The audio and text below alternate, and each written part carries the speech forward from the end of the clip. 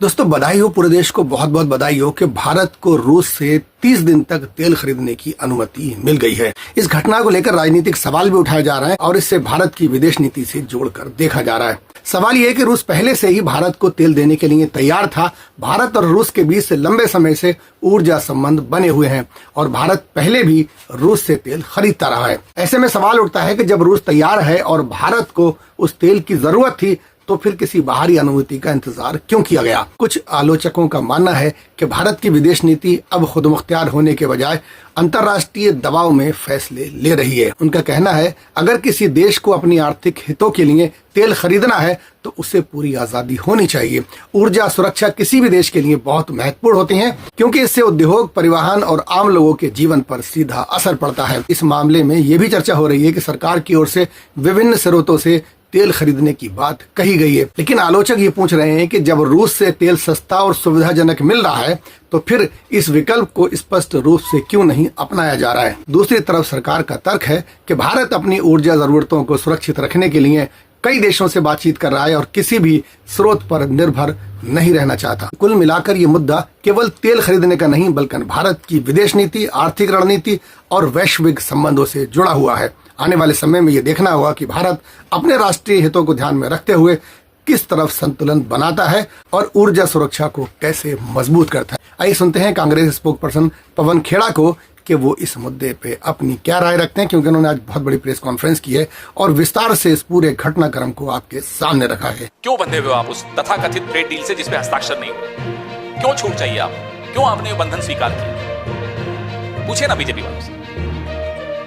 ये कौन से बंधन है? ये ट्रेड डील के बंधन तो नहीं है क्योंकि साइन नहीं हुई। ये एप्स्टीन के बंधन है। पूरा विश्व ये देख रहा है कि भारत कैसे लड़खड़ा रहा है, भारत की विदेश नीति कैसे लड़खड़ा रही है। जिस दिशा में ये जंग जा रहा है और जिस दिशा में भारत की विदेश नीति जा रही है, हमारे हर घर में गैस सिलेंडर से लेकर हमारी गाड़ियों के तेल तक और उसके बाद खाद्य सामग्री तक पे बहुत भारी चोट होने वाली है। एलएनजी, एलपीजी के बारे में हमने कल आंकड़े दिए, किसानों के बारे में हमने आंकड़े दिए कि फर्टिलाइजर और यूरिया पे इसका क्या प्रभाव पड़ेगा।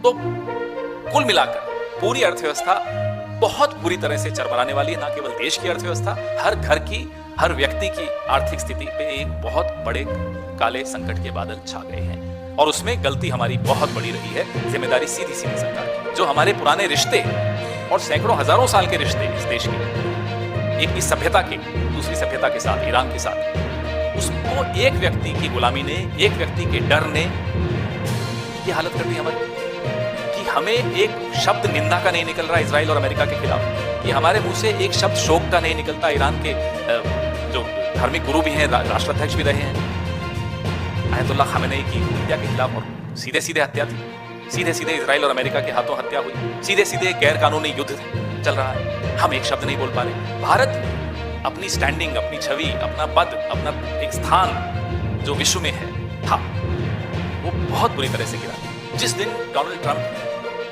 अमेरिका से आया कि ऑपरेशन सिंदूर में सीजफायर हो गया है, शाम को आया, हमारी सरकार का रिएक्शन जो होना चाहिए था, अगर वो हो जाता तो हमें ये दिन नहीं देखना पड़ता। 100 बार, आज खड़गे साहब ने भी ट्वीट किया है, आपने देखा होगा, 100 बार डोनाल्ड ट्रंप कह चुके हैं। एक बार नरेंद्र मोदी जी ने पलट के जवाब नहीं दिया कि नहीं साहब, सीजफायर ने हमने अपनी शर्तों पे, अपनी इच्छा से, अपनी मर्जी से, अपनी स्वतंत्रता से किया। नहीं बोले। एक बार बोल देते पलट कर। ब्राजील जैसे देश भी हैं, फ्रांस और स्पेन का मैंने कल आपको उदाहरण दिया। हम क्यों इतने बिछते जा रहे हैं, झुके जा रहे हैं? क्यों? कारण क्या है? कारण एप्स्टीन है, कारण गौतम अडानी की केस है, क्या है? लेकिन अब तो इस देश का बच्चा बच्चा ये सवाल पूछ रहा है, साहब क्यों डर रहे हो? आपने वो वीडियो देखा नरेंद्र मोदी का, कैसे गरज करके बोलते थे?